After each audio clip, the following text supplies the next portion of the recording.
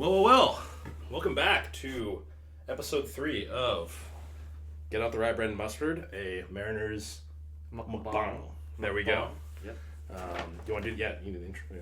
Oh, yeah. So, Chris chose the restaurant today. We have, what is it? Tats Deli from Tats Pioneer Deli. Square. I don't know what Chris got, but I got the grinder. Very good. Let's see if the camera's pulling focus. I don't know if this must be yours, because there's two in... Oh, no, this is a foot long. Is this mine? That's mine. I got the chicken parm. But yeah, that's mine. That's chicken parm. Chicken parm. It should pull focus. Is it doing it? Yeah. Hell yeah. Look at all that cheese. Yeah, it's looking good. I'm curious about their chicken tenders. I'm curious to see what those are like. Comes with some marinara sauce. This is a sandwich I don't think I've had before, at least at this place. So this is going to be a good new thing to try. Here's the... Ooh, that looks good. The grinder. This was the one that was recommended to me by Chris. Very good sandwich. What was in here again? It's like Italian like sausage and like pork and all the good stuff. The big star of that sandwich I think is the mayo and the cheese and the veggies all really meld and really complement the meat really well. That's a really good sandwich. In fact, hot take, that is I think Tats is well known for their cheesesteaks, but I honestly think the grinder is their best sandwich. I think it's better than their cheesesteaks. I think it's a lesser known fact, and I think it's the sandwich I get basically every time I go there. So this is the first time I've ever been to this restaurant, but literally every time we walk by Tats Deli on the way to the Mariners game, Chris comments on it. And says we should go. So yeah, here we are finally. I also got the fries with Old Bay seasoning. It looks like it comes with... I ordered some ranch with it too. Oh, ranch. And I made it extra crispy, and I got the large. So ooh, okay. I got options. Oh wait, should we grab a bowl? Yeah, let's put this in a bowl. Yeah, put that in the bowl. I guess I'll fill airtime right now. We also have Kirkland Signature sparkling water. Look at this. Oh my god. And really what this is about is me loving the fact that my camera can now rack focus automatically on a product when you hold it up in front of the camera. So that's really nice. Narita's getting the bowls for the fries. But yeah, this is one of my favorite sandwich shops in Seattle. I think it's kind of up there with Bongos as far as like options for a good sandwich. I think when it comes to like, nice, great pull, good fit, good dump. Cal would be proud. I think when it comes to best sandwich shops and my favorite sandwiches in Seattle, I think this place is like, it's like Bongos and Tats is like 1A, 1B for me. I think it's very close. So yeah, let's go ahead and dig in. Oh yeah, there we go. That's a good idea. Cheers. Mm-hmm. All right. We'll do the sandwich cheers too. I want to try these fries. Okay, sandwich first. Cheers. Just a quick bite. Look at that. Cheers. Let's gingerly touch our sandwiches. Narita's like, we should cut that. Is that good? No, this is really good. Yeah? Mm-hmm. Nice. You're right.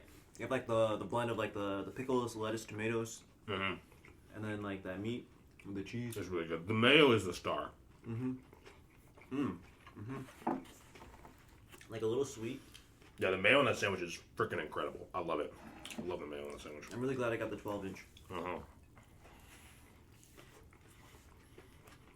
This is really good.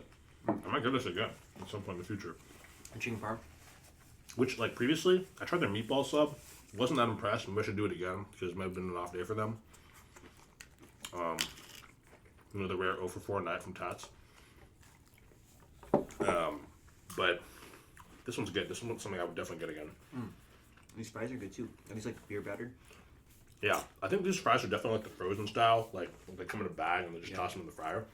But they just make them. I don't know if they do like it's like the way they fry them or something like that. But they were very crispy, which is lovely. Reminds me of Kirkland Signature frozen fries. A good fry. Could be heavier on the Old Bay seasoning. Yeah, they didn't put that much on. I definitely told them to. I'm glad you got the ranch. Yeah, if they forgot the Old Bay, the ranch is kind of a necessity. That's good. You need your sauce. Makes me think of, there was a time when Narita and I were playing softball at this park near my house. And just that Narita's brother Johnny was also there. And Johnny and I got to talking about how the fried chicken we bought that day to the field to eat, we somehow forgot to get sauce, and that was kind of tough. But it was Safeway fried chicken. It was the Safeway chicken tenders. And I think we got some JoJo's too. And my God, Safeway chicken tenders. On a good day, they're goated. On a bad day, they're not worth $1. You know. It probably depends on how fresh they are. Yeah, it really does. Softball. XD, we need to get another softball day going. XD, if you're seeing this, let's go play some ball. I honestly think, I'm gonna say it right now, I think this bread is like really, really good. This is like 75 grade bread. I think the sandwich is like 65, 80 grade. Or 65, 70, excuse me, 65 to 70 grade on the sandwich.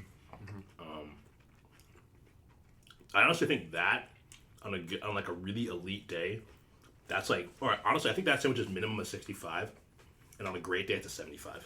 Yeah. Yeah. No, this is a 70 grade sandwich for me. I'm like 45 grade fries.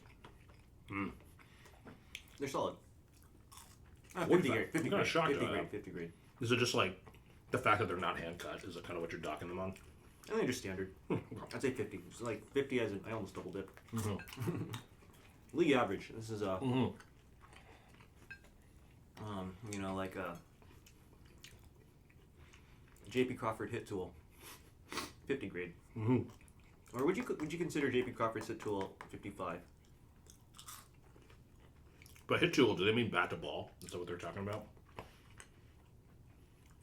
I actually have no idea. I assume so. I feel like there's all these like baseball terms that like I've never heard defined, but just you can kind of infer what they mean. You just pick it up by being around other baseball people. Yeah. It's like not. I know it's not power. I think it is bat to ball and just like contact. Right, because power is a separate category, right? Yeah. I think it's like your contact ability. Got it. When Bonnie sees me, and honestly Rochelle too. If Bonnie and Rochelle are listening to me just chew and talk at the same time, I'm getting self-conscious. We knew what we were getting ourselves into when we made this mukbang podcast. Yeah, we were definitely gonna get made fun of for being impolite, perhaps. I feel like you know, our target audience will find us. Oh yeah, for sure. Okay. No sauce up the nose this time. Much cleaner. Clean. Solid execution. You kind of got to do burrito style, where you just like take the sandwich and just point it straight up, and you put the sauce on top, or it's right on the end that you're eating. You know. I made the mistake of last time of putting it like on the sandwich, like horizontally. Bad move. But yeah, let's start out with the shout out for Kelly and Marty, right? Yeah. Shout out to Kelly Choi, Martin Horace, lovely people, very good friends of ours. They got us these John Boy t-shirts. Let's go.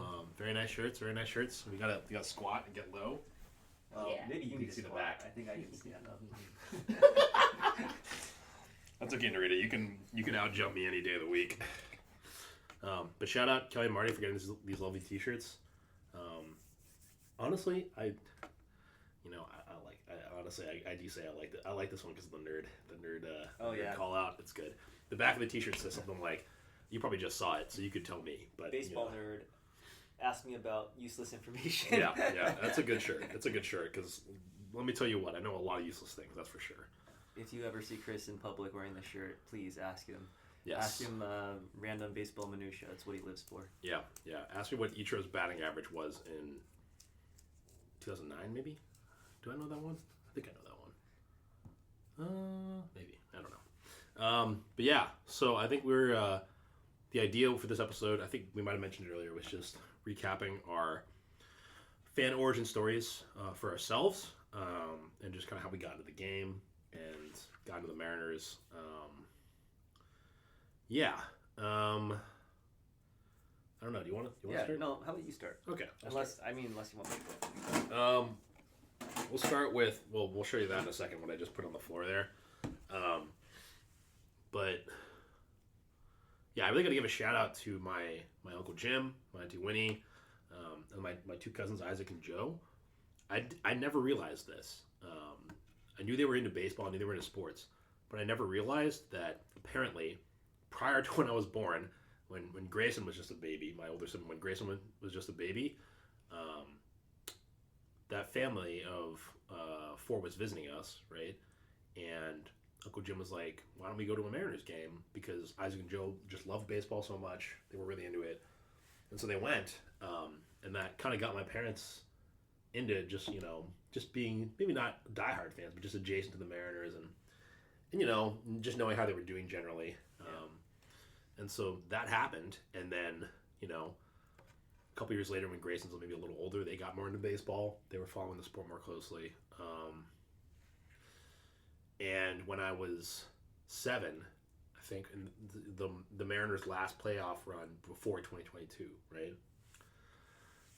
That was the 2001 season. My parents, they pulled us out of school. They took us out of school one day and took us to a playoff game. And that kind of memory is just stuck in my brain. And yeah, so shout out to Jim, Uncle Jim, Auntie Winnie, Isaac, and Joe for getting us started. Gibson, British Columbia. Yeah, that's where they're from. Man, you have some cool parents. Just skip playing hooky from school. Yeah, I mean, we were in first grade. It wasn't really crucial stuff, but yeah, that was cool. Yeah, so thank you, Isaac and Joe. Isaac, if you're watching this right now, Isaac's a big Blue Jays fan because they're from Canada. He likes a lot of different teams because Vancouver, for the sports that he followed, Vancouver didn't really have. I mean, doesn't have a baseball or football team, and so he would follow other American teams for that. But Isaac's a big Blue Jays fan, and Isaac, if I've said some perhaps incendiary things on my Instagram about the Blue Jays, and certain players on the Blue Jays. Many of the players on the Blue Jays, the vast majority of players on the Blue Jays, I am either indifferent towards or I really like them. Like Vladdy, you can't hate Vladdy. Yeah, Vladdy's like an incredible player. Seems like a lovely guy. I mean, there was that video clip of Ernie Clement after the series was over. Mm-hmm. I mean, it was just you could see the chemistry on that team, and you could see how much those guys loved each other, loved playing with each other, and Clement was just like, man, I just want to go back to the clubhouse and just spend the last couple hours with our team, just because every year a team is different. You never get that team back. And so I love that little video clip that Clement had where he was emotional, and I love that he was open about that and that he was talking about how much he appreciated his teammates. So that was really cool. But certain other members of the organization who shall not be named, I have less appreciation for. But the vast majority of them, Clement, Nathan Lucas, incredible story for Nathan Lucas. That was the guy that got, I don't know if it was cut by Oakland or something like that. It was another team.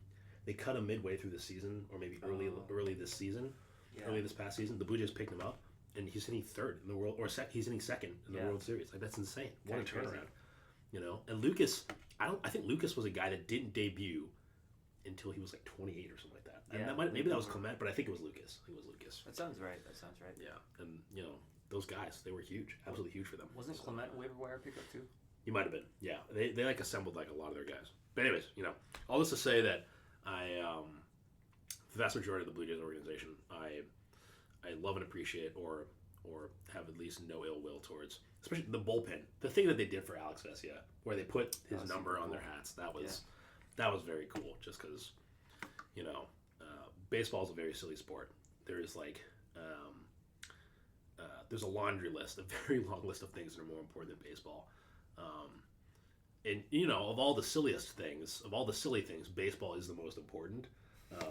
But baseball is definitely less important than the tragedy that Alex Vesia just experienced, and his family, of course. And so that I really liked when the Blue Jays did that. That was very great show of solidarity and just very classy. Yeah, exactly.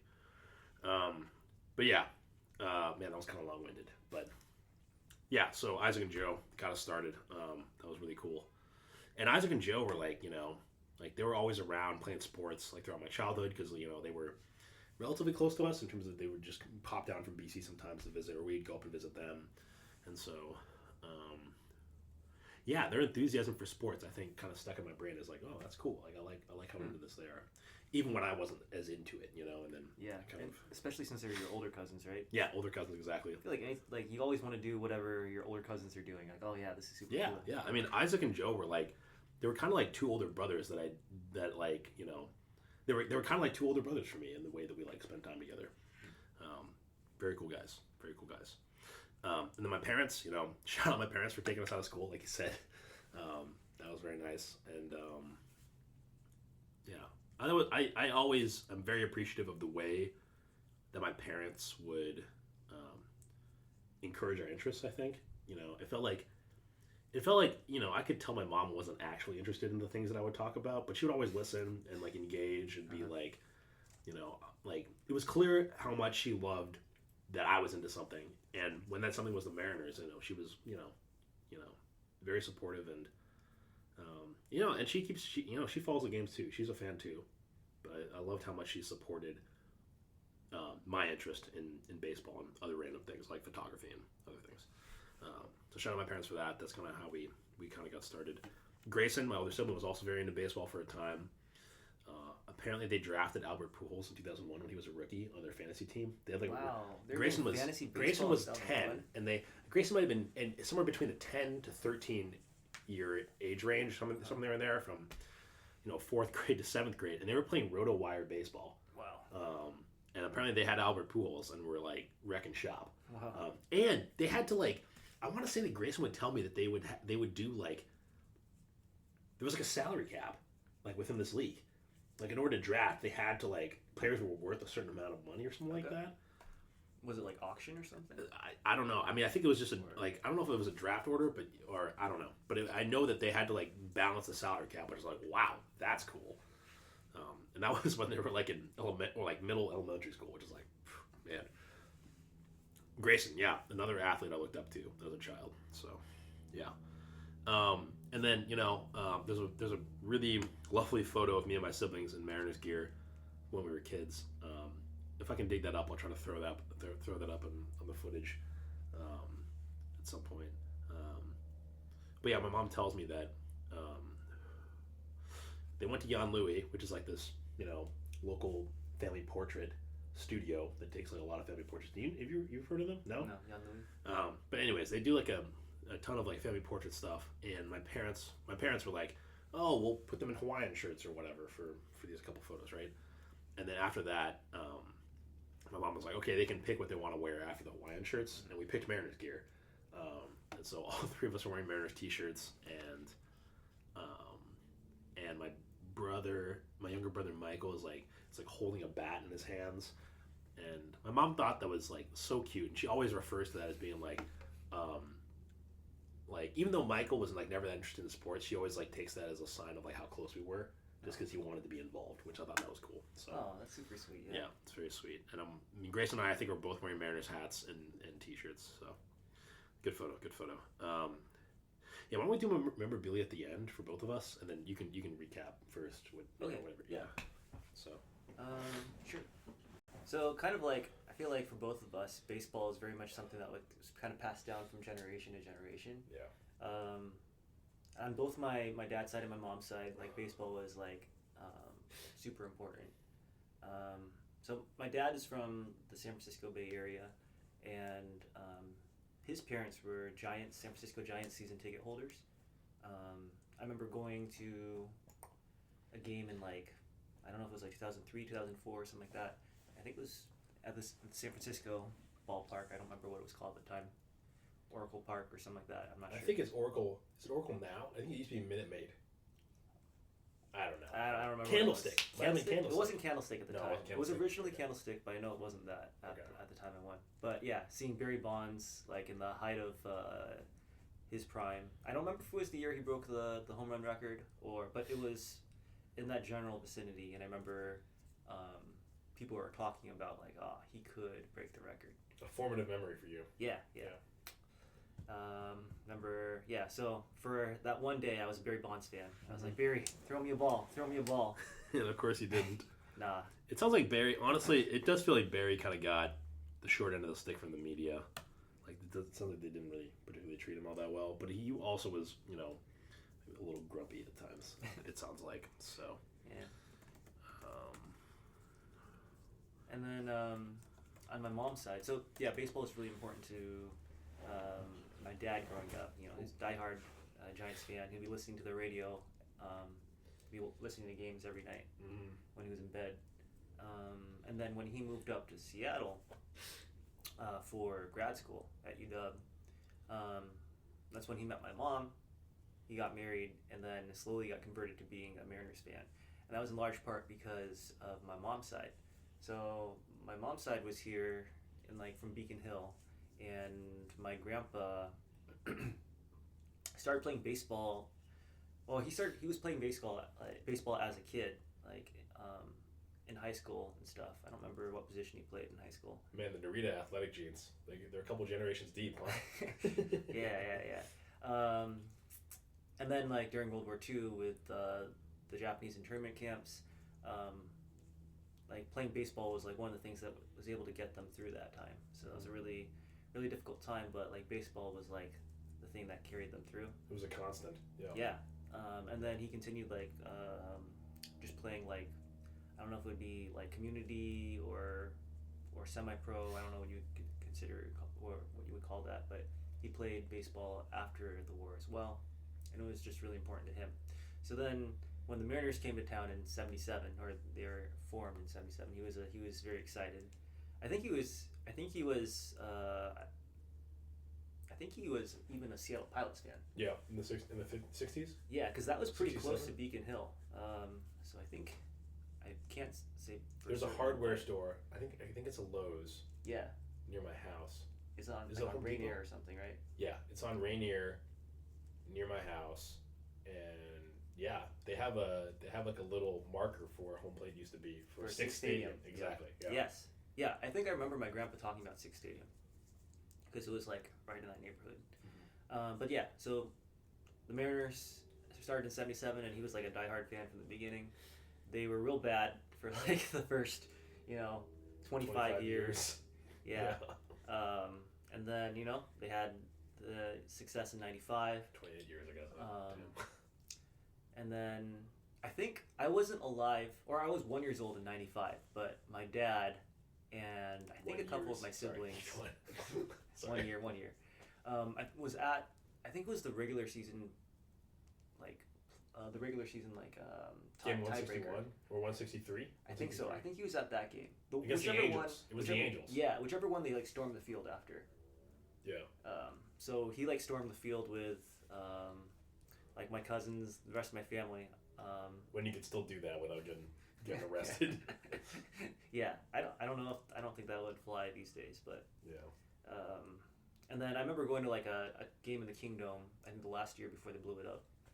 But yeah, I think my first some of my first memories are baseball related. So wow, Kingdome. I remember being in the Kingdome and being very loud. And then Safeco Field at the time. 2001 was when I really got into it because I would have been I think it was 6 that year, and I would read all the newspapers, look at the box scores, read every game recap, and then anytime the game was on at my grandparents, I would watch the game with him. So yeah, that's how I got into the Mariners, and then they were really bad for another 20 years, another 25 years. Yeah. I don't know. I think my fan interest has waned and increased over the years, but I've always been at least checking the game scores, if not watching every single game.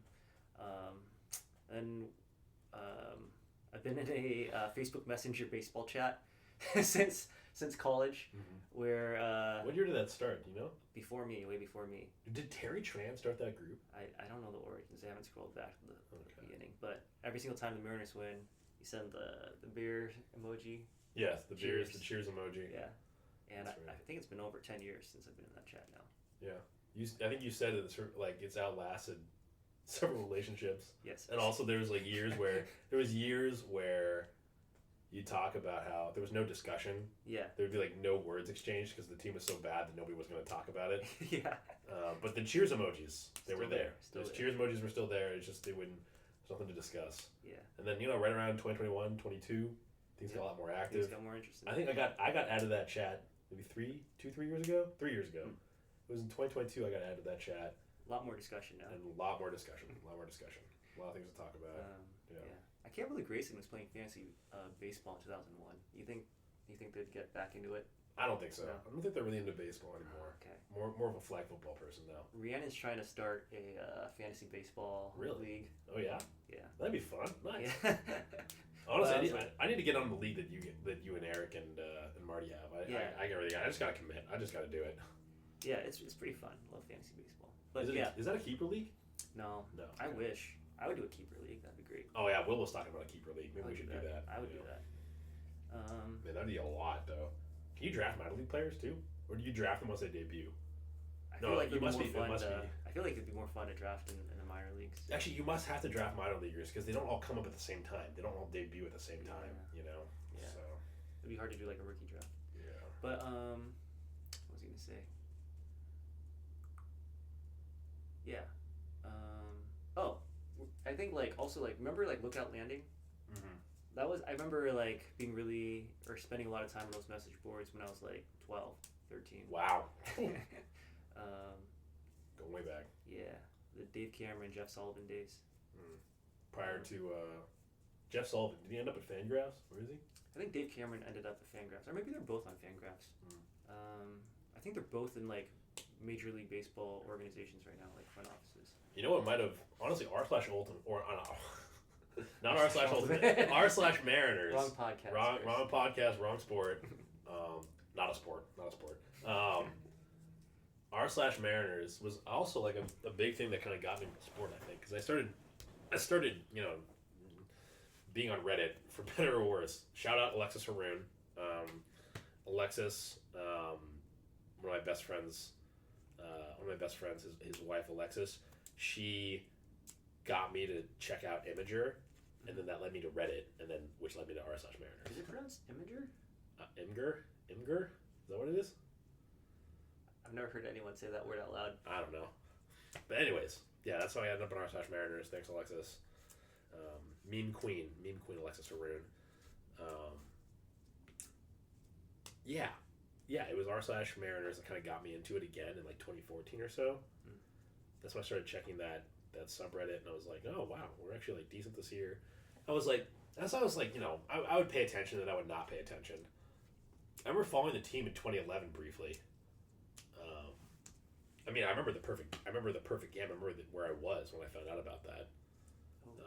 Well, okay, maybe I'll start with a couple other anecdotes earlier on, and then we'll kind of proceed chronologically. But 2009, I remember it was the week before my birthday. I had to look this up because initially I thought it was on my birthday, but that was just a misconnection in the brain in terms of memory. Just because one of those things where you make a connection where you think it was associated with this other thing, when really it was it was the week before my birthday. My birthday is in late September, and this particular baseball game, this particular Mariners game, was on September 18th, right? So this was a bit before my birthday, and I remember watching the game on TV, and I don't remember if I'd watched most of the game. I think I might have been coming home from something else, but I turned the game on, and I was like, oh man, Felix pitched 9 innings, and we're down 2-1, how the heck are we gonna end up losing this game? It's insane. I think he gave up. Let me go check the box score. I have it pulled up here. But yeah, Felix had 1 earned run. There was a 1 run from an error, I think, potentially. Rough. No, not from an error. Might have been a wild pitch, maybe. But yeah, he had an incredible game. 9 innings pitched. What did he have? 3 strikeouts, so not a ton of strikeouts that game. But A.J. Burnett, opposing pitcher? Yeah, A.J. Burnett was the Yankees pitcher that day. And I was like, man, just another Felix saying, we're down 2-1. What the heck are we doing out here? And lo and behold, we're going to the 9th inning. And I don't think the Yankees got an out. We just won the game right there. Because what happened?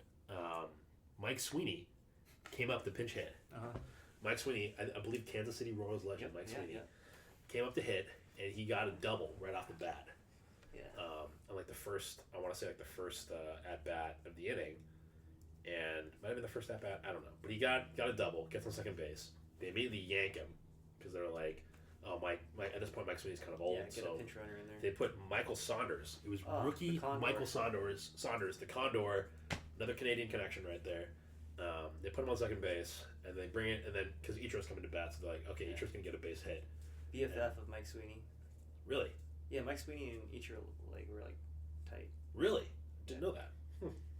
Oh, was Mike Sweeney the one that taught him that really vulgar phrase about Kansas City being really warm I don't in the summer? I don't think so. That might be somebody else.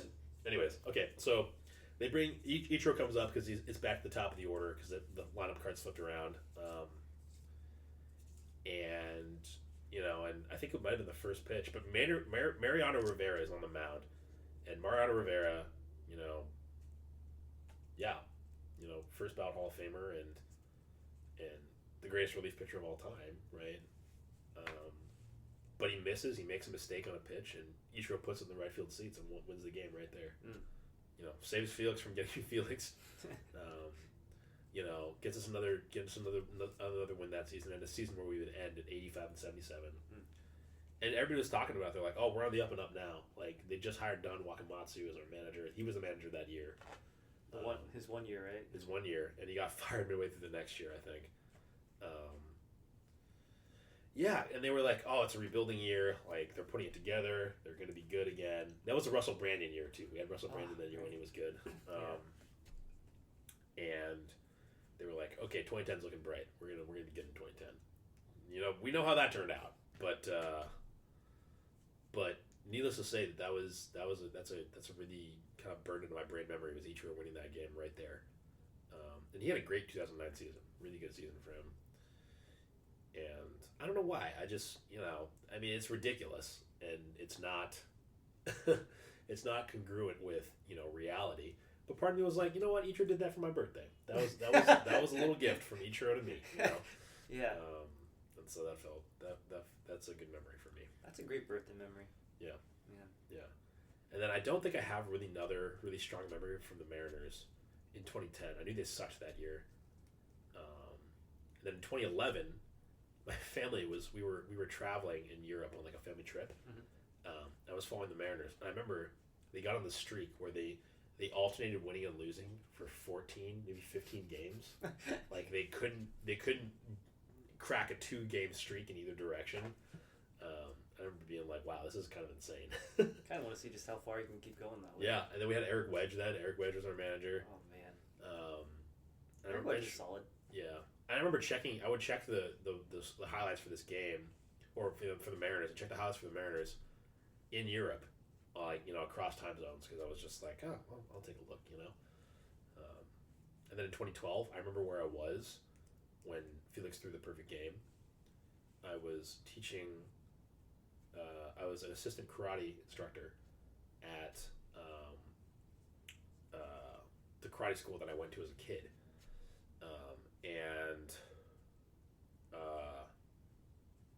I was on shift, so I wasn't really checking my phone much. And then my good buddy Will, messages me, while I'm on the mat or something like that, so I wasn't checking my phone.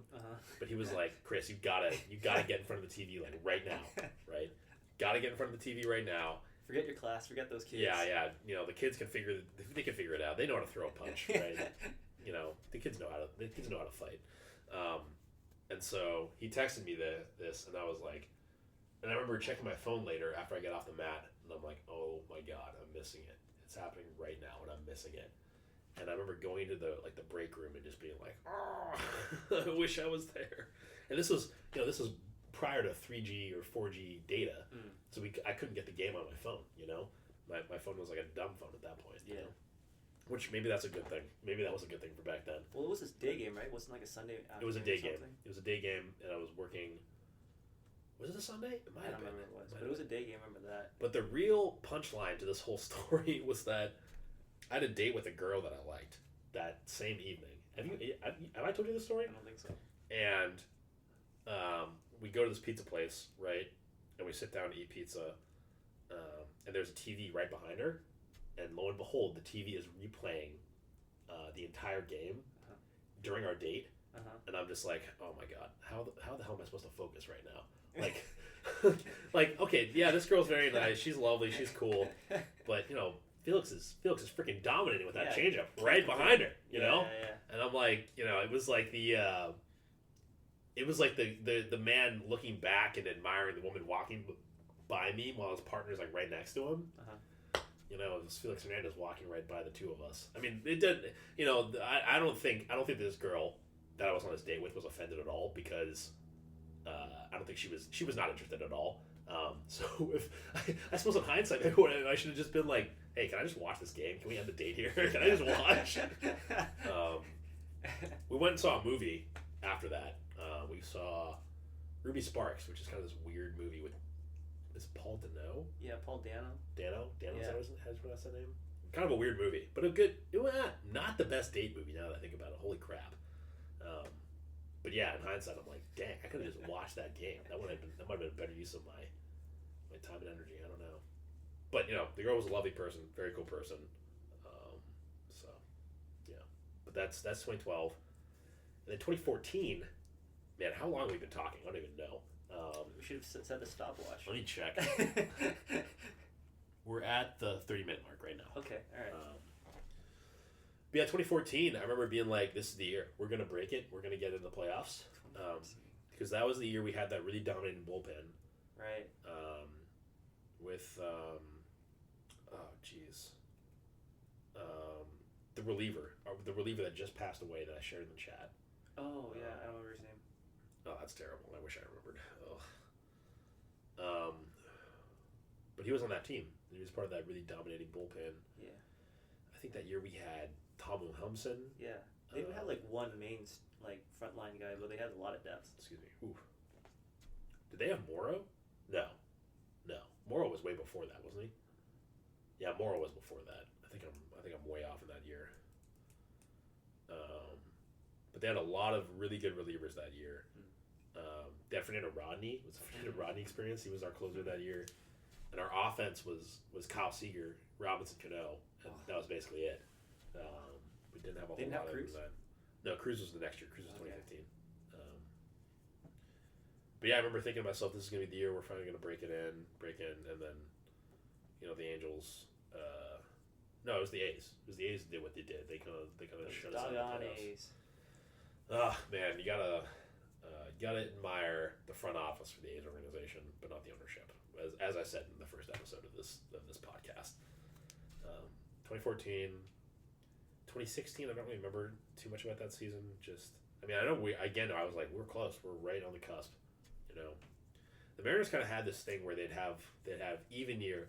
It was like the even year Giants, except instead of winning the World Series, they were at least decent. Were they good even years or the good odd years? They were good even years. They were good even years. They went 87 and 75 in 2014. Then they had a losing season in 2015, which I don't remember what the record was. And then 2016, they went 86 and 76. And then another losing season in 2017. And then 2018, they went 89 and 73. And all 3 years they missed the playoffs. And at that point, I'm sure Jerry was like, all right, screw it. We're blowing it up. But you can't blame him. It's been a long, long road. Yeah. And then I don't think I really got back into them for quite a while. You know, I remember there was that stint in 2019 where like they came out really hot. They're like 13 and 3. Yeah. And it looked like they might have had something that year because they had Vogelback was good. I think Mitch might have gotten hurt that year though. He got hurt a lot of years. Oh jeez. Yeah, that's true. And then 2020, I was like watching the games randomly sometimes, but not very often. Kyle Lewis year. I didn't really watch. I wasn't really following too closely at that point. I think that's when I started tuning back in. I think it was around 2000, 2001. It's Kyle Lewis won Rookie of the Year. You mean 2020, 2021? 2020, 2021. Yeah. Kalanick was debuting or right on the verge, and there was so much hype behind him. Yeah. 2021 was really the season that I really started watching a lot of games again. Yeah. Because that was also when I figured out that MLB TV is free through T-Mobile. Yeah. Honestly, that probably had as much of an impact on me, like, paying attention to the Mariners again as anything. I mean, being able to watch the games is huge. I mean, it's absolutely huge. And you know, it was during the pandemic, right? And, you know, shout out my buddy Lucas. You know, Alexis' husband, who I mentioned Alexis earlier, right? one of my best friends, Lucas. Lucas at the time was in grad school, I believe in Illinois. But we were like trying to, both of us were trying to like mentally survive the pandemic. So we would sometimes we would get on video chats very frequently, and sometimes we'd build Legos. But even more frequently, and the thing that I loved even more was we'd turn the game on at the same time and just watch on Discord while we would just like chat and talk at the same time. Yeah. And man, oh man, that was honestly, yeah, that's a fond memory for me, just spending that time with Lucas. So yeah, I think it was that season that I started making fun of Polanco for having bug eyes, which because I have a distinct memory of Lucas and I just absolutely being like, man, this is a goofy looking dude, But now I can't say nothing. Polanco, you're a hero. It's anti-Italian discrimination in this household. Polanco is a hero. Okay. Yeah. I don't know. I know where I was going with that one, but you know what I'm talking about. The reference. Yes. Not sure how it relates to Polanco. It doesn't really. It's just that, and really what it should be is that I was being less than respectful of Polanco's appearance, so really I was the problem there. You're lucky Rhiannon's not here. Rhiannon would diehard Polanco defender. Yes, as they should be. They would defend Polanco and be like, Chris, that's not a nice thing to say. And I'd be like, you're right, Rhiannon. I think Rhiannon says he's not bug-eyed. He just has childlike sense of wonder in his eyes. That's incredible. That's so good. That is so funny. Oh man. Okay, sorry, I kind of went on a tangent there. But yeah, 2021, that's when we started tuning back in. Yeah, right? That's when the Mariners started getting good again. Yep. Kelnick came up. Still got his jersey. They kind of destroyed his confidence with that one initial call-up where he went like 0 for 37 or something like that. He's a free agent. Kelnick? I think he's a free agent. Yeah, I believe it. We need an outfielder. Yeah? I don't know. It just feels like that's kind of broken beyond repair, don't you think? Yeah. We're going to have to fire Jerry DePoto first. Which it's I'll take a pass. I'm willing to make. Yeah, God. Yeah. I don't endorse this man's views. Hey. I'm not associated with this man. Not only would we get Kelnick back, Kyle Seager would probably come back too. Yeah, we want Kyle who was hitting like get Corey Seager just over 200 to try to sell it for power his final year. We get Kyle Seager in the Mariners Hall of Fame. Corey Seager would ask for a trade to the Mariners. This is all the things that we could do if we just, we're willing to sacrifice Jerry DePoto. Threw Jerry under the bus. And then Justin Hollander could take over. The man that architected the greatest Mariners team that we've seen in our adult lives. Yeah, architected is, I would say, oversaw. Yeah.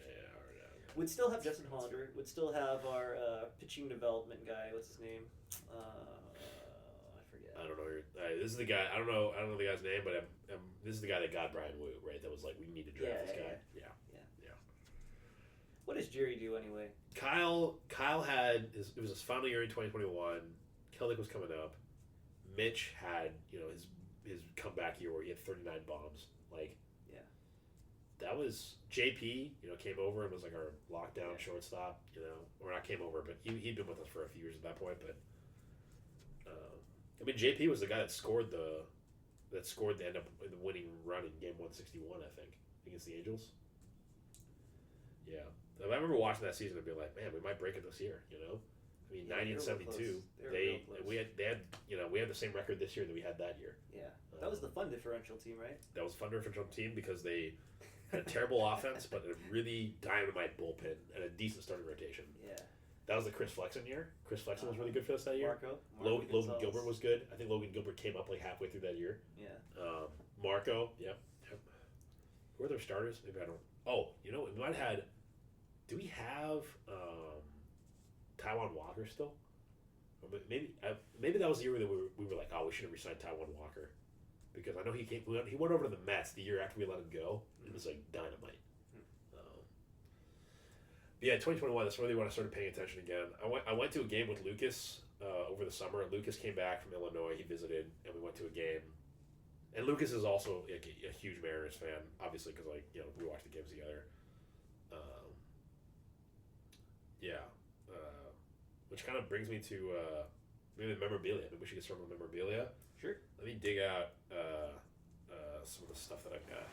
Yeah, I'm excited to see the inside of this lunchbox. Yeah, I'll show the lunchbox in a second. But since we got on the topic of my good friend Lucas Heflin, I will bring out some stuff that kind of might have gotten Lucas and I started on. You got a lot of stuff in the backpack.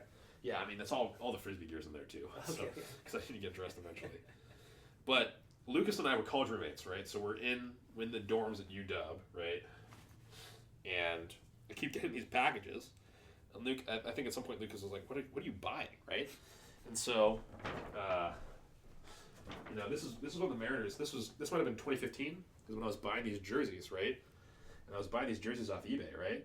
And like, this is a nice jersey, right? This is a nice jersey. Like, I'll hold it up really close to the camera so you can see, right? Like, that's embroidered, right? These are nicer than the jerseys that they make now, right? Oh yeah. I got this for $15. Holy moly! I got that for $15, right? And then I also have like a where did I put it? Maybe I should be buying all my jerseys off eBay. I got the other. I got like the blue, like the navy one too. I got one of each. I got the white and the blue one too. Yeah, that's nice. And it's embroidered, right? It's like really nice quality stuff. Yeah, that's pre-Fanatics. And the white one, yeah, this is Majestic. This is what Majestic did all the jerseys. Yeah. The white one has the 2001 Mariners All-Star Game patch on it, which is just freaking incredible. And yeah, each of these jerseys was like $15. Yeah, and I was like, I don't know, that's kind of what I was getting. My birthday is coming up. I've got your birthday gifts planned, or some of them planned already, or one component of it planned already. We can talk about it on the podcast because I'll let you know now it is baseball related. But yeah, I bought those jerseys back in 2015 when Lucas and I were roommates, and I think like my interest in the Mariners at that point might have kind of dragged Lucas into it too. At that point, I doomed Lucas to 7 years of waiting that year. Oh boy. Yeah.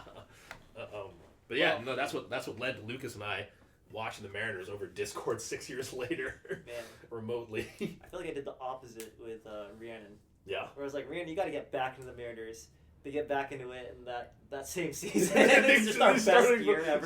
Started doing really well. Yeah. So really, what I'm hearing is that you should have asked Rhiannon to like get in the Mariners in like 2015, man.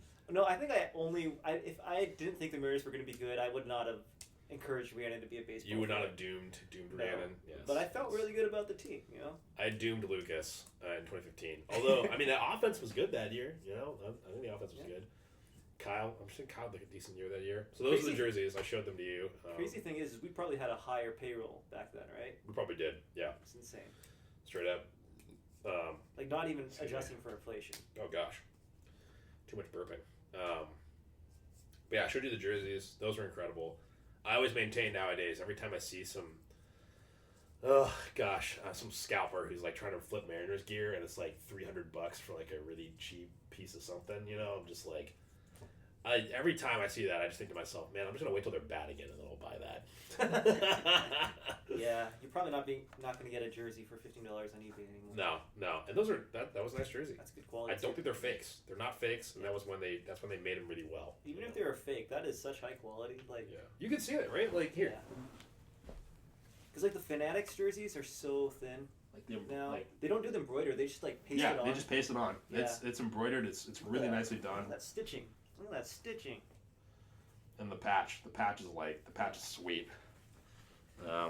Man.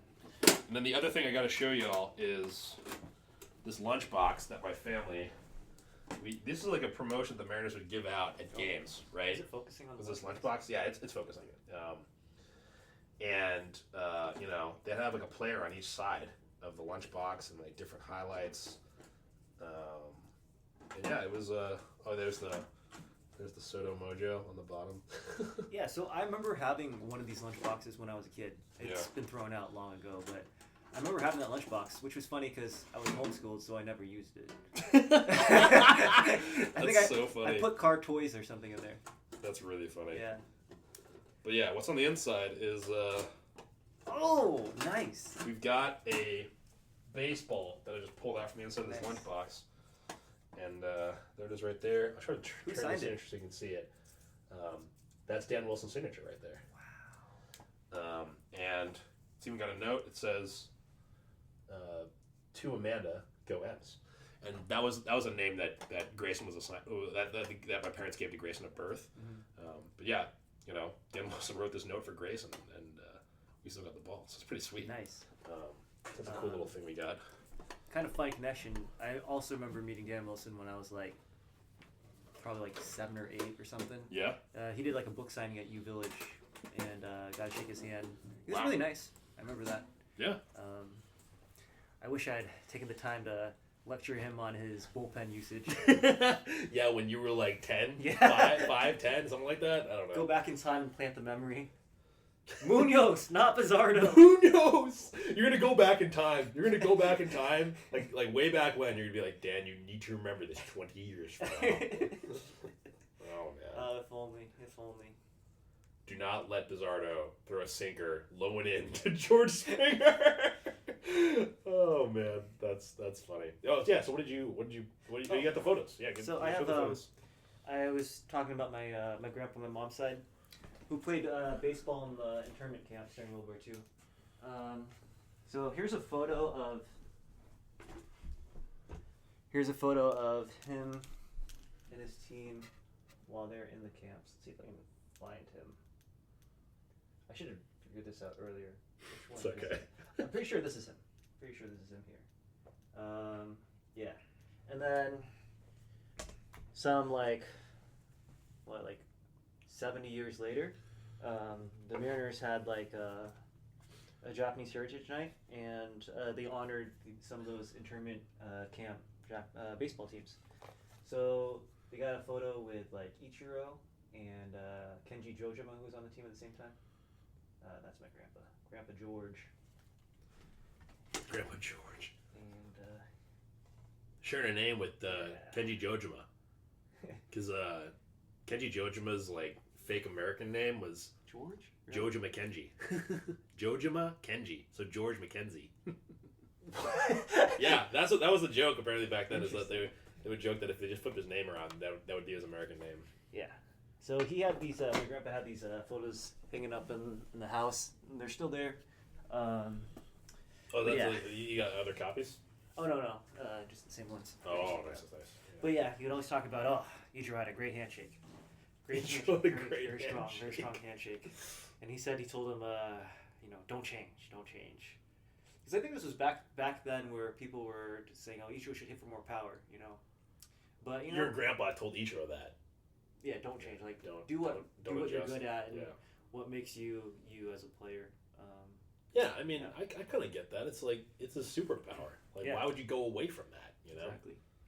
Yeah. Yeah, that's like telling me to stop chucking forehand bombs, or telling Narita to stop throwing backhand breaks.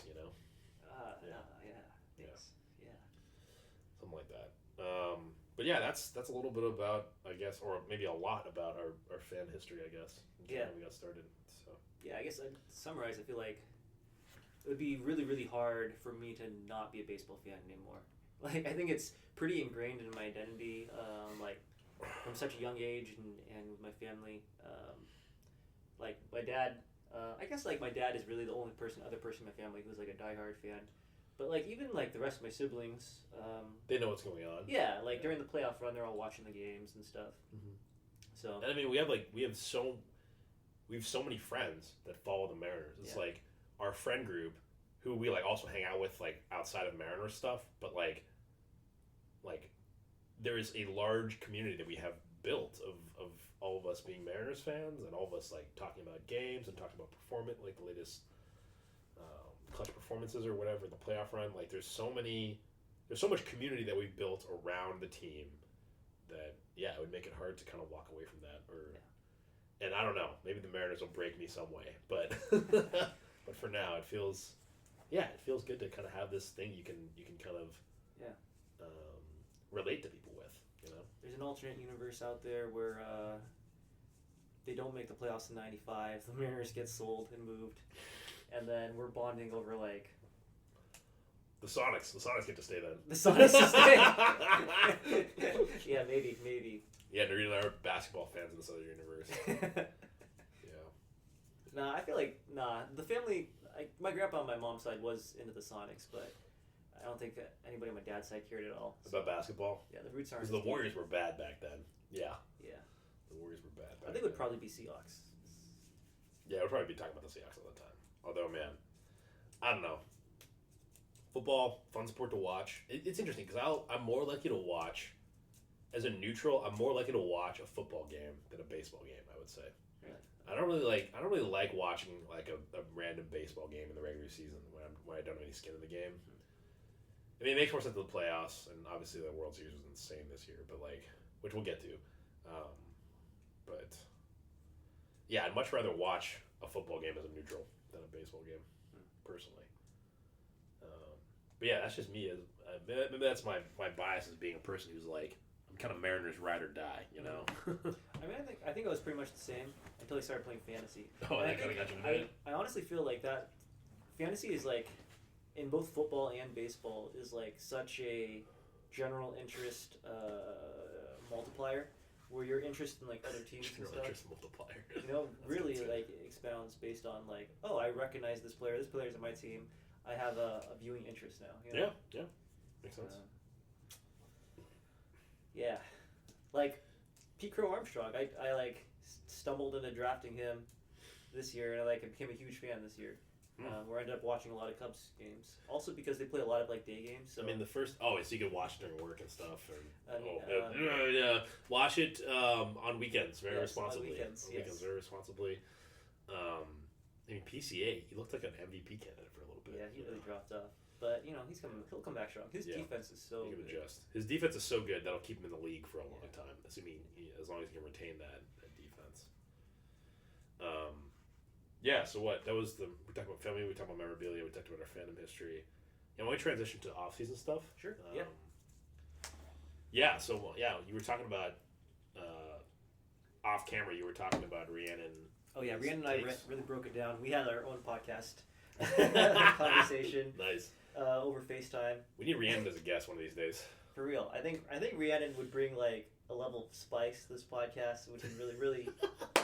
I think Rhiannon could be like how like the Black Eyed Peas were a thing before Fergie, but then when Fergie joined the group, it really took off. Can I be will.i.am? Because I don't know anybody else other than will.i.am and Fergie. You could be will.i.am. I'll be You see, you can't remember his name. Apple the App. I'll be Apple the App. Or Taboo. I guess I could be Taboo. I don't know anybody else other than will.i.am and Fergie. It's so funny. Yeah. But we were talking about this. Or, excuse me, they're the missing component, huh? Yeah. They're the missing component. Interesting.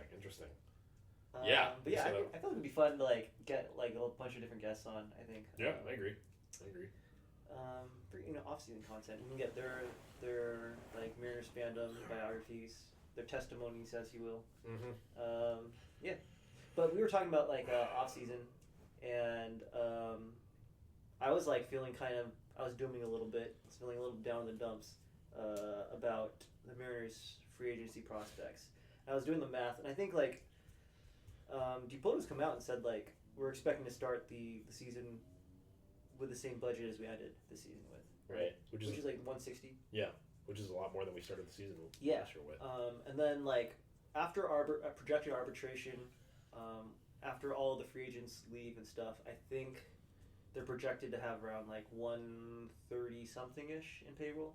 Okay. Which is going to leave you with around 30 million. Yeah, 30 million to sign. 30 million ish. In theory, one of Polanco or Naylor. Because you probably don't.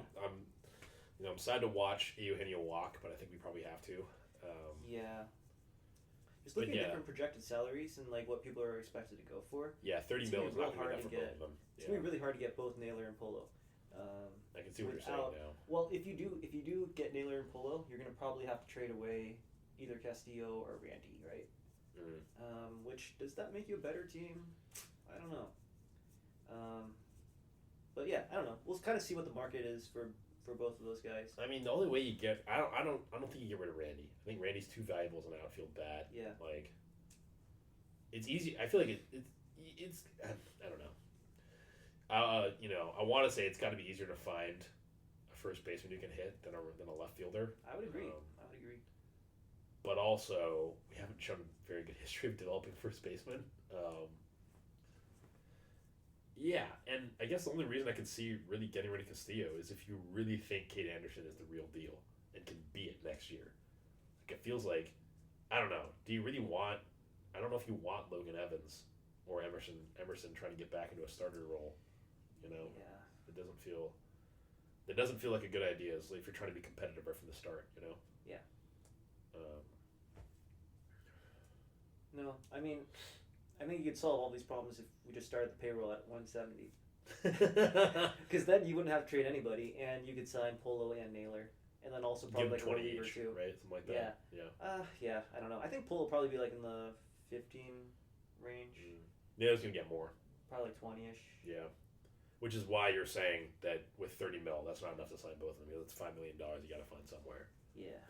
You hear that, John? Let's open up the wallet. You know, open that up and start writing checks. You know. The good news is though, like, you could do it if you got creative. I feel like we have so many like minor league players that we could trade. We have so much trade fodder in the minor league system. Should we get rid of Sinja? Are we down on him? We don't need to trade anybody away, but we have like so much depth in our minor league system. Like our top 10 guys, or we have like how many top 100 players, prospects? Like we have like 6-ish top 100 prospects, maybe more, 7, 8, and yeah, they can't all be on the major league roster. Yeah, they're not all gonna pan out. Yeah. Oh, excuse me. Jeez. And like, I think it'll really kind of depend on like, for Polo especially, I think it's gonna depend on like how much trust the organization has in Cole Young, right? Like if they're willing to just run with him as like your opening day second baseman, which I don't think they should, because like I feel like I'd rather have some options there. Because if Cole Young doesn't, I guess you actually have a lot of options at second base. You got Cole Young, you got Ryan Bliss, you got Leo Rivas, Colt Emerson, and you got who am I forgetting? JP. Yeah, JP, and then who's the other second baseman? I think, did you name everybody? Am I crazy? There's one more I'm not thinking. Leo Rivas, Ryan Bliss, Cole Young, Jorge, JP. Somebody that didn't play with us that much this year.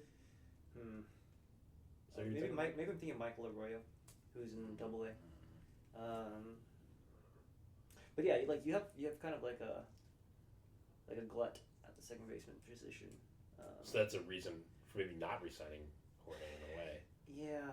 But I think you're right though. It's like you have a lot of options second base, but other than Jorge, you don't feel really great about any of those options except for JP. Yeah. But then you have to find somebody to shortstop instead. Then you know. Yeah. Also, I don't think they're gonna move JP to second unless it's his idea, which would be the. He said he's open to it. Yeah, but he's gonna have to volunteer the idea. I feel like because he has so much respect in that clubhouse that they're not gonna do anything to like ruffle feathers. I don't think. But yeah. I mean, that would be the best thing for the team if JP moved to third or second. He shouldn't be at third. No. Doesn't have the arm for it. Don't you think? I guess maybe.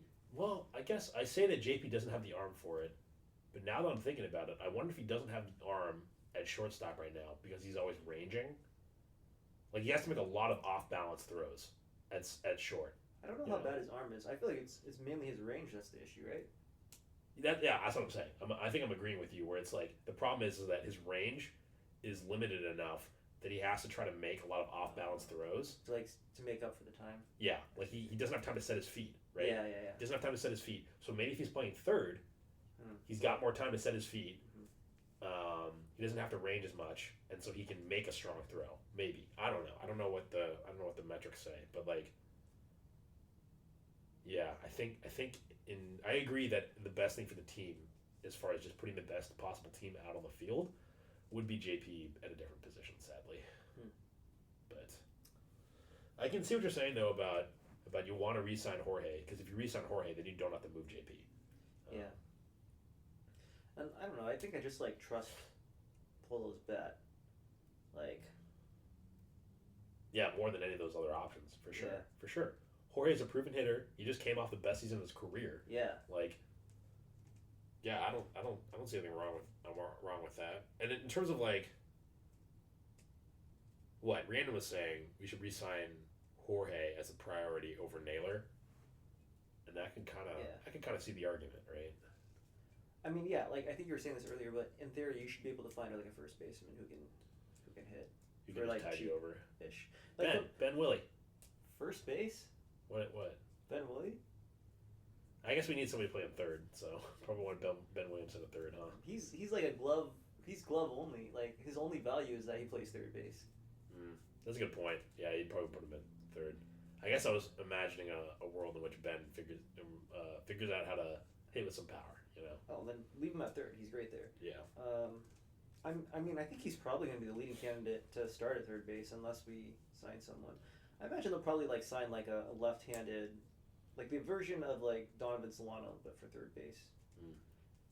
Just as Master Boney. We still have him, don't we? He's not a free agent for a bit. Yeah, you were thinking of Master Boney. That was the other option they were thinking of. Boney. Yeah. They got a lot of middle infielder types who are like. You were mentioning earlier that Dom Canzone could play first base. Yeah, I think. I mean, right now the only first basemen you have on your roster are Luke Raley and Dom Canzone. And has Dom played first base before? No, but you could put a monkey at first base. Tell him how easy it is.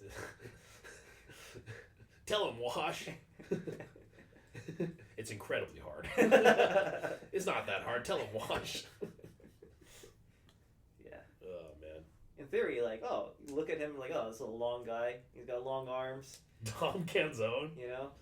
Like, he should be able to handle it fine. I mean, you think he'd be able to figure it out at some point, but the problem is that how much time do you want to give him to figure it out if there's, Couldn't be worse than him in right field.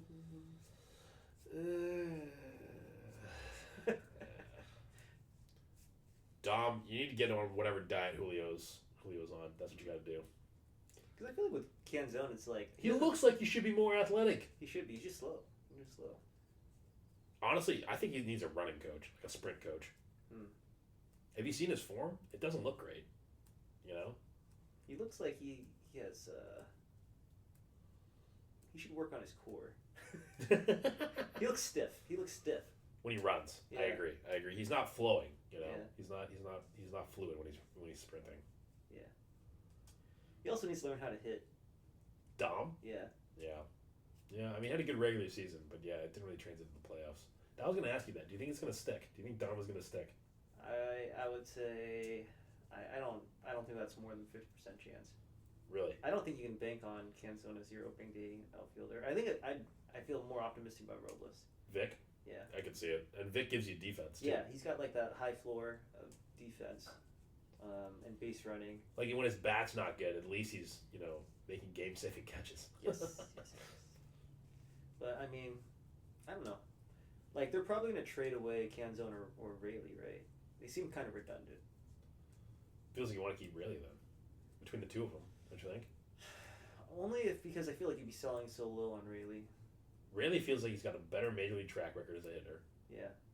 He's put together full seasons where he's looked better than Canzone. Yeah, his 24 was really good. Or not better than Canzone, but like he was doing what Canzone does over a longer period of time. Yeah. Maybe not quite as high in terms of OPS plus, but that's natural to happen when you got more exposure. But yeah, 2024 looked good, and like you said, Luke is much faster. He's like 89th percentile sprint speed. Which you best love bunter that. on the team. Yeah, good bunter.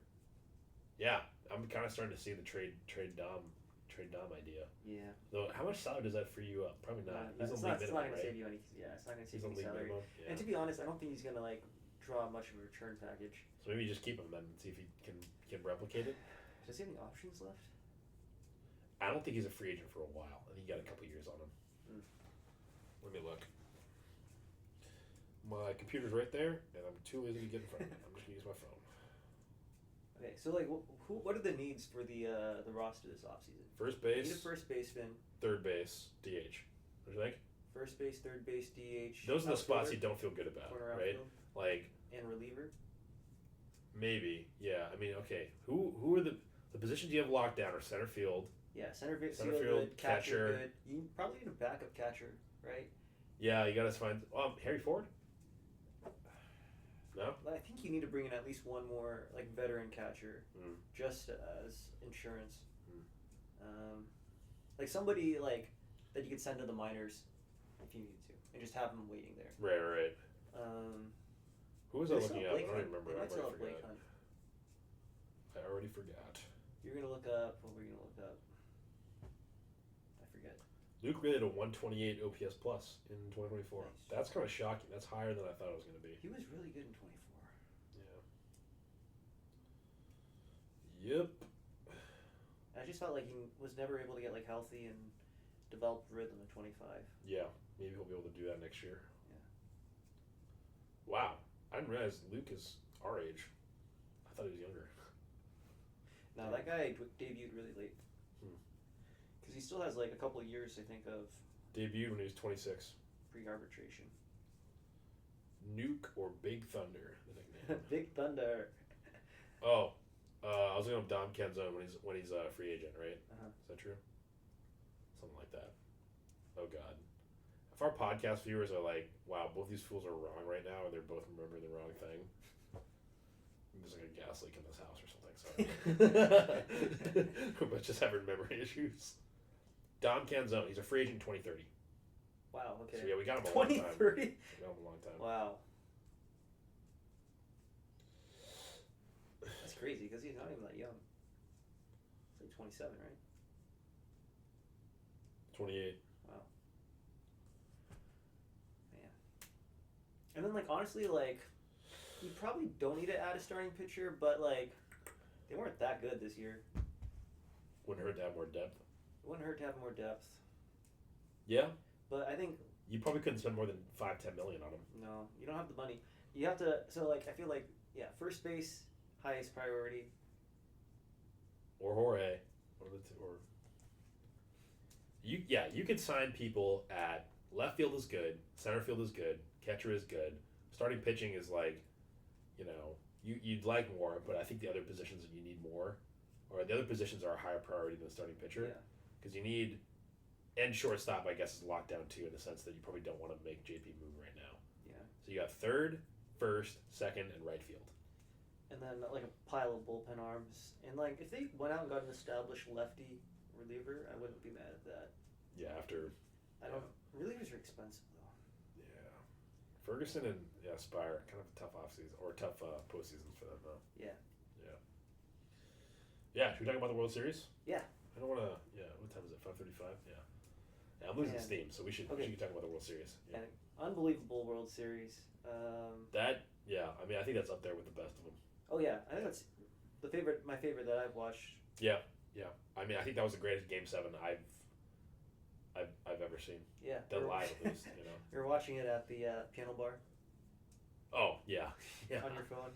Yeah, we were at a bar in Arizona for a friend's wedding, and we were watching on my phone while this man was playing piano and he was on stage entertainment, right? So he was playing piano and singing and everything. And Narita and I could not have cared less. We were paying attention to the game. I think the waitress was mad because we weren't really drinking very much because we were too busy paying attention to the game. I was drinking. You were drinking. Okay. I was still paying attention to the game. I was too locked in. I was too like, the Blue Jays need to lose, to be thinking about the game. Yeah, we're just randomly cheering unrelated to the on-stage performance. Yes. And I'm sure that guy was like, what are these people doing? Randomly booing as well. Oh, yeah. What a game. What a game. What a series. Honestly, I think Game 7 was like... Is it crazy to say... I mean, I need a basketball fan to tell me, to kind of come in and talk some sense into me, maybe. I think it's up there with Game 7 of the 2016 finals. Like, in terms of, like, an elimination game, Game 7, like... I think you're losing. That's Cavs Warriors. LeBron against the 73-9 Cavs. Or 73-9 Warriors. It's LeBron and Kyrie and... Actually, was Kyrie hurt? No, Kyrie was playing because he hit a huge shot that game. And then Kevin Love, right?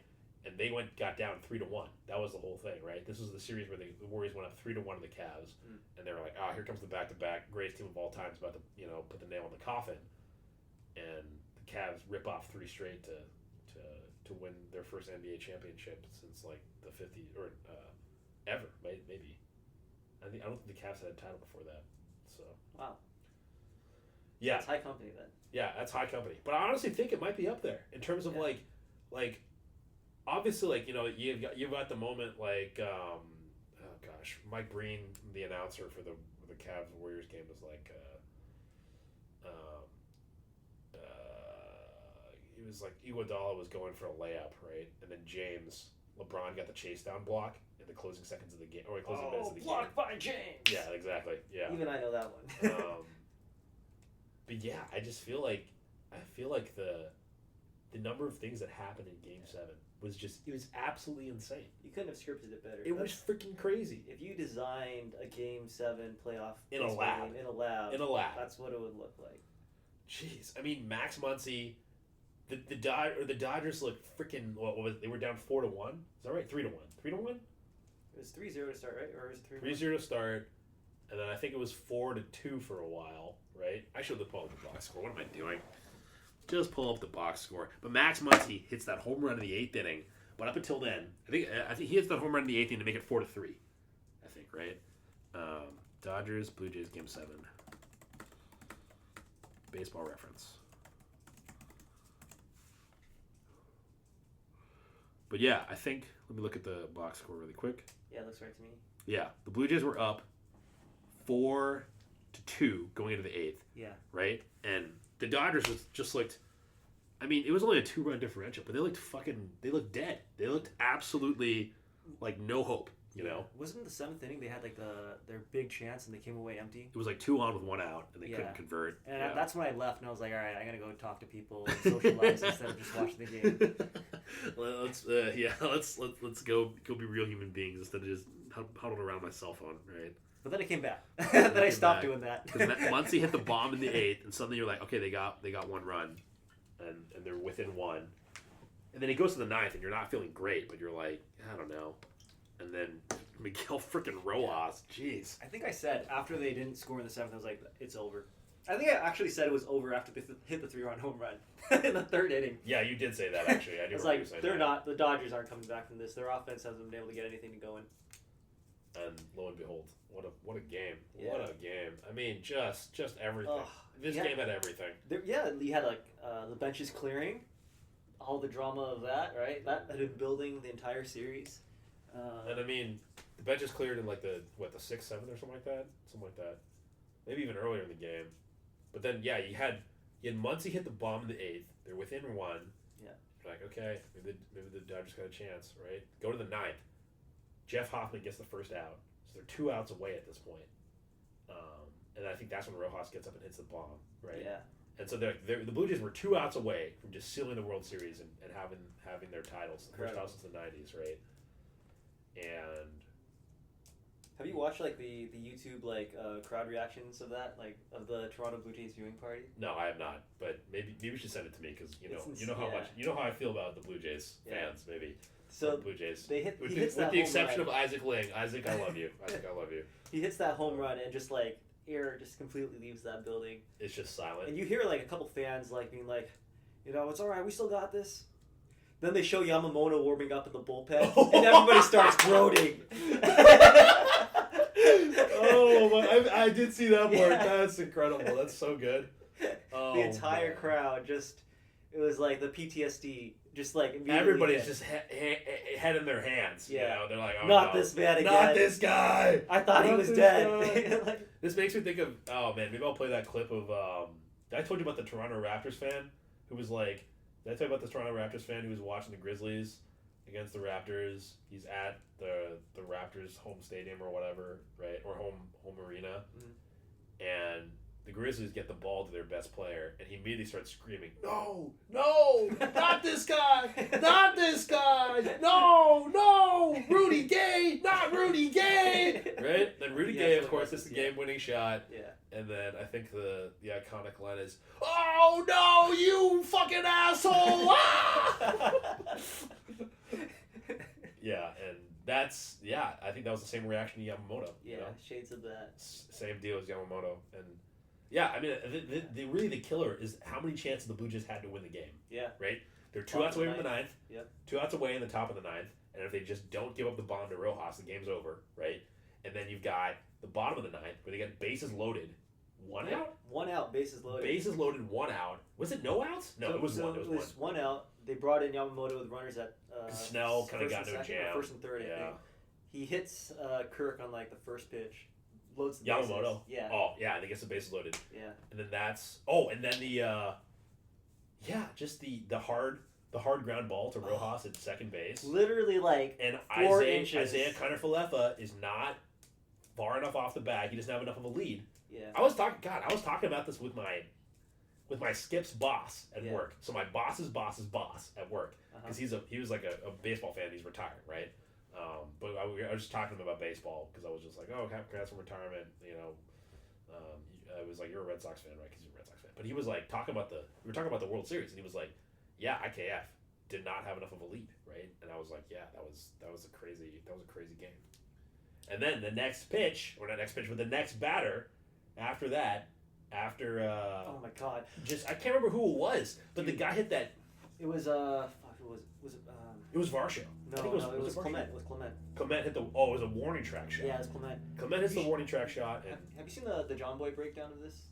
No, I'll watch it. I'll watch it later. But it's excellent. It's excellent. They go back and like for the Isaiah Kiner-Falefa ground ball. Yeah. They go back and like look at every instance of a ball being hit to second base with the infield in and a runner at third, and like nobody else had ever scored from third. So like the lead might have made a difference, like maybe if he had run through because the ball was bobbled enough by Rojas. But it would have been really hard for him to score. Wait, you're saying that like most cases that they don't score in that situation? Clean throw, like he's out. Like doesn't matter how much of a lead he has. Interesting. But Rojas. I mean, it makes sense because with the infield in, they've got more time to get to home. Yeah. Like because they don't have to throw as far. Because like Rojas fielded that, kind of like took a step backwards, fumbled with the ball, then threw like an inaccurate pass to home, and they still beat him out. Yeah, I mean, it wasn't that inaccurate. Smith still had his. I mean, it was kind of stretching maybe a little. Yeah. But yeah, I mean, gosh. But then the warning track shot warning from track Clement. shot by Clement. And then Andy Pages was in the game for his defense. They had just brought him in like a batter before. Yeah. I think after they hit Kirk, they brought in Pages. They brought in bench to play Pages center field. Because Kike was Edmund was in center. Tommy Edmund. God, what a crazy play! And Kike almost just screwed up the whole thing by going for that ball. I think he would have caught it. Kike? I think he would have caught it. Yeah, that's fair. He was slowing down. I guess it makes sense that it's so loud they can't hear each other, so they're just going for the ball. Yeah. But man, that's scary. And obviously, like it's hindsight, but Paez had a better angle. But Kike doesn't know that. He's not looking at Paez. He's looking at the ball. And honestly, I think Kike's down the ground after that, and everybody's like, "Oh God, is Kike hurt?" And honestly, I was thinking, I was like, "Is Kike just?" I'm like, "Oh, I'm dead sure Kike was just lying on the ground, thinking to himself, "Oh my God, please tell me the Paez got that ball." Like he wasn't hurt. He was just waiting for the shoe to drop potentially. No, he had an interview after where he said like, I thought for sure that we ran into each other, and so like game was over and we lost the World Series, and that's why he was just laying face down on the ground. He was like, the crowd was quiet, but I thought my brain was just shutting out the noise. That's insane. Yeah, that's crazy. Cause like you're like in his mind, he's like, I saw the ball, I was tracking it, I had a bad jump, but I was about to catch it, and then I get run over by my center fielder. Yeah. And like that's the game. What a terrible way to lose that would have been. Yeah, it's like the Blue Jays were in 2022, where their center fielder Bichette and Springer collided in the game that we were watching because it was against the Mariners. Yeah. Kind of similar situation, right? Similar situation, and that lost them the game essentially because the Mariners tied it off of that hit. Yeah. Man, what a game! Jeez. So you had controversy, you had like spectacle, you had the bases clearing drama. In the 10th inning, the Blue Jays had another chance to win too. I don't remember what happened. The Dodgers had a chance to take the lead, but the Blue Jays also had runners on. I want to say it was 2 on with 1 out again, and I can't remember what happened, but Yamamoto like kind of wriggled out of that too. And then Will Smith gets up and does Will Smith things. Yeah. In the John Boy breakdown, they show like the Rojas and Smith home runs are like picture perfect, like mirror image, or not mirror images. They're like identical. They literally go to the same fan. Wait, what? The same fan catches both of them. Really? Yeah. Dang, that's like the guy that got the 2 Cal Raleigh home runs. Yeah. I think they're. Were they both on sliders? I'm not sure. That's insane. But yeah, they might have both been on sliders too. And Yamamoto, what a performance! Can't say enough about that. What a performance! I can't remember. Like, I think like previously, like I had like these memories of like Randy Johnson. Well, didn't have memories, but like the legend of Randy Johnson, like passed down from generation to generation. Yeah, the legend of Randy Johnson, like pitching 3 innings, like the day after he was it the day after, 2 days after he'd started. I think it was probably off of 1 day's rest. Yeah. And then I don't really remember Madison Bumgarner, but people always talk about the Madison Bumgarner series. But yeah, this was the Yamamoto series for sure. Yeah, the Yamamoto series, and it was against like the Blue Jays, which were red hot. Complete game in game 1, right? Complete game in game. Yeah, it was game 2. Game 2. Game 2, I think. Yeah. Goes 6 innings in game 6. Yep. Game 4. No, wait. Okay, game 1, game 2, he goes 9 innings pitched, 1 earned run. Yeah. Game 3 is the 18th inning. He warmed up during that game, but didn't end up pitching. But he warmed up, and then game 4 he pitched. Right? He started. Yeah, I think game 4 he started. Might have been game 5 he started actually. No, games. Wait, no, he started game 6. He started game 6 because he pitched game 6 and game 7. That was the whole thing, right? So maybe he started game 3. No, it was game 2, 3, 4. Okay, whatever. Anyway, just incredible. And then he pitched like 2 2/3, and was like really sharp. Yeah. I guess he gave a couple of hard hit balls Hey, you gotta get loud outs. Sometimes Yeah. you gotta get loud outs. I'm quoting the Fox Sports broadcast right there. And then in the end, it was contact that kind of killed the Blue Jays. Yeah. Like they were putting the ball in play, but they weren't putting it in hard enough. Yeah. So it's interesting how that kind of. If Kirk strikes out there in the 11th, you still have a chance. But he hits a weak ground ball to shortstop. That's right. I forgot about the double play because they had 2 on. Again, they had 2 on, 1 out. Yeah. And Kirk just hit right into a double play. Whew. Jeez, what a series. It's always crazy when That's right. No, Vladdy was on third base. Vladdy hit a double. Leadoff double. Yep. They sack bunted him over to third, and then somebody gets walked.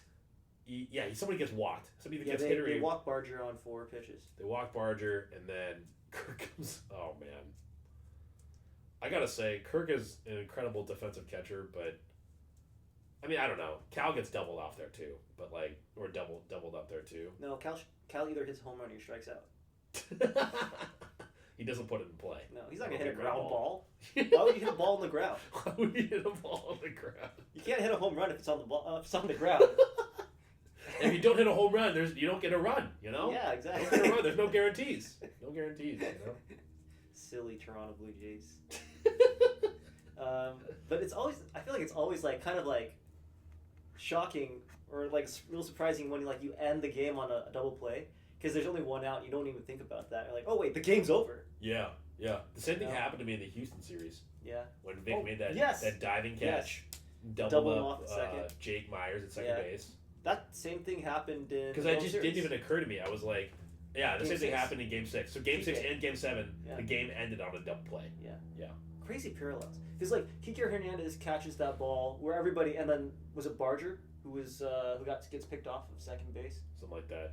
Yeah. I think you're right. I think it was Barger. But in Game 6, everybody's like, Kike Hernandez made an incredible catch, incredible read. He had a great jump, but it was because he was so shallow. Yeah. He was like, my scouting card told me to be further back, but I had a feeling I was just moving in.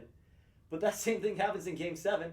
He almost doesn't make that catch. Was he shallower than he should have been in Game 7? I mean, I don't know for sure, but it sure looked like it to me. It looked like he was really shallow, and also got a bad jump.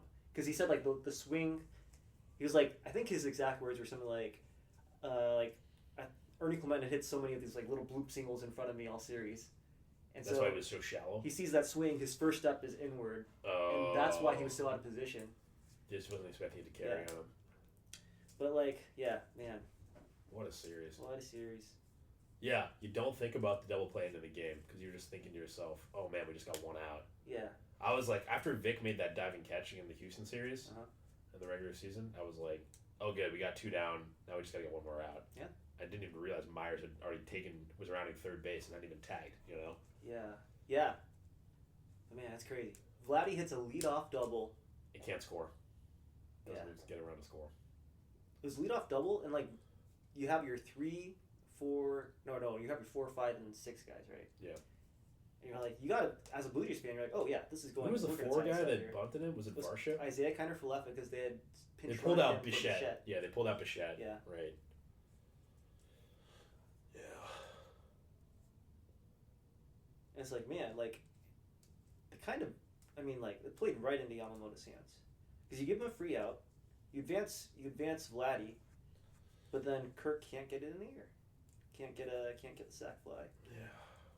Not Kirk. Barger. They intentionally walked him. They wanted to walk him. Or not intentionally, But they just didn't give him anything to hit. Yeah. Yeah.